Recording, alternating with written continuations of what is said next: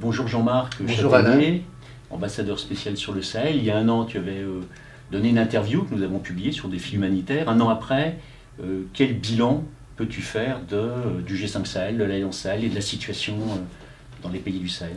Écoute, c'est un bilan, je pense, qui est vraiment en progrès, où on constate un certain nombre d'avancées.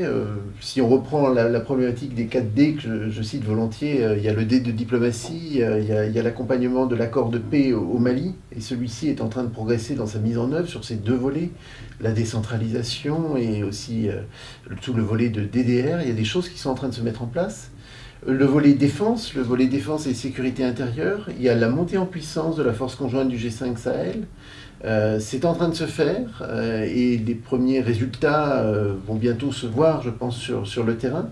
Il faut voir que c'est une initiative qui a pris jour en février 2017, dont les financements se sont mobilisés en février 2018. Et donc, pour mettre tout ça en œuvre, ça ne se fait pas en 3 mois ou en 6 mois. Il y a besoin de le construire dans le temps. Il y a un troisième volet qui est très encourageant, c'est le volet développement, où l'initiative prise par l'Alliance Sahel a vraiment pris son envolée. Elle a pris son envolée d'abord parce qu'il y a eu un partenariat stratégique qui s'est construit, qui s'est établi avec le G5 Sahel, avec le secrétariat permanent du G5 Sahel, mais aussi avec les 5 pays du G5 Sahel.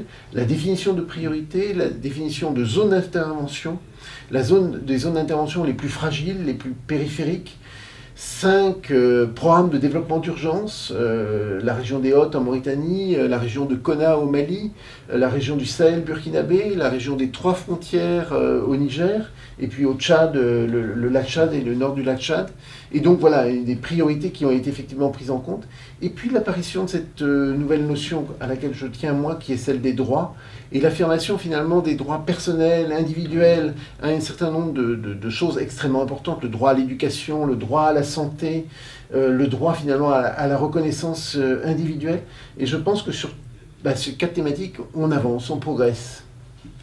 Alors, des progrès, mais sans doute des difficultés, sans doute aussi peut-être des échecs à surmonter. Comment tu les vois et comment les dépasser, comment les régler? D'abord, nous avons fait face, tu le sais bien, à un certain nombre de défis qui sont immenses. Il y a des défis structurels à la zone. Il y a toutes ces questions démographiques, de réchauffement climatique, de changement environnemental, d'enclavement des pays de la zone. Enfin, il y a des défis qui sont majeurs.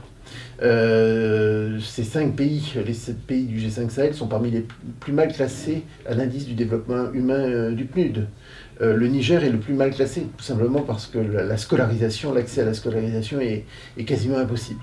Ces pays ont été aussi frappés par un certain nombre de facteurs exogènes venus d'ailleurs, l'importation du terrorisme venu d'Algérie, l'impact de ce qui s'est passé lors de la chute de Kadhafi. La multiplication de trafics qui sont tous exogènes à la zone. On ne produit pas de cannabis au Sahel, on ne produit pas d'armes au Sahel. Même les migrants qui passent par le Sahel, souvent, ne sont pas sahéliens. Et donc, il faut faire face à ces défis, à ces enjeux.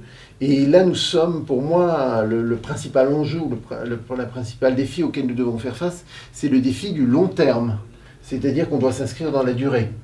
On ne pourra certainement pas résoudre, les Sahéliens ne pourront pas résoudre tous les problèmes de leur région en 1 an, 5 ans, 10 ans. Il faut qu'on s'inscrive vraiment dans la durée pour répondre à l'agenda des objectifs du développement durable 2030, et puis sans doute même un peu au-delà, 2030, 2040, 2050.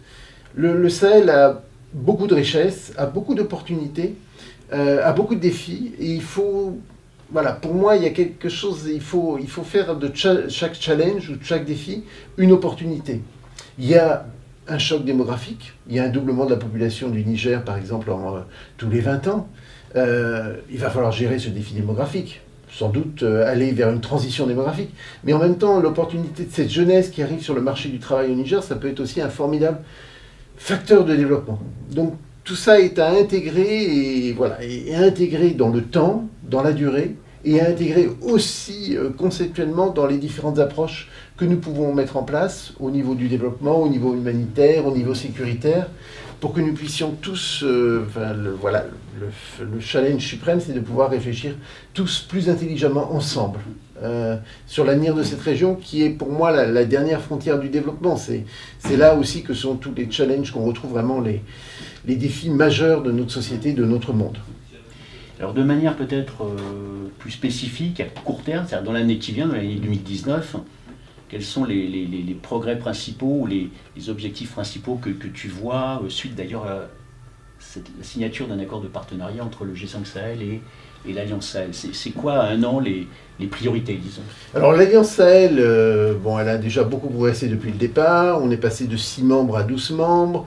Elle a défini ses priorités d'intervention, elle a défini des programmes de développement d'urgence.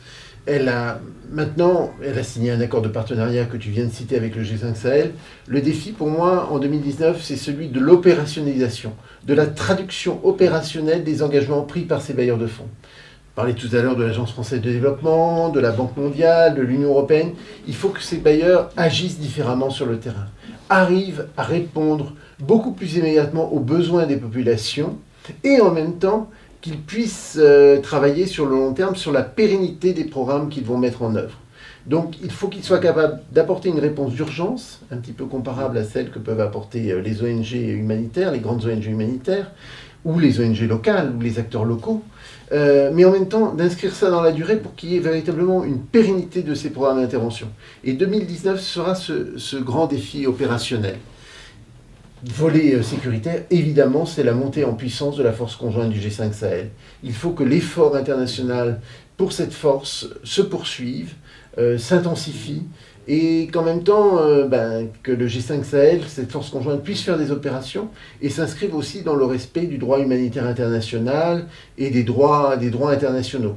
Il ne s'agit pas de construire uniquement une force militaire chargée de réprimer, mais c'est véritablement de construire une force militaire légitime qui puisse, elle aussi, s'inscrire dans la durée et apporter la sécurité en premier lieu dans les régions frontalières. Et j'espère que c'est ce qu'on pourra voir en 2019.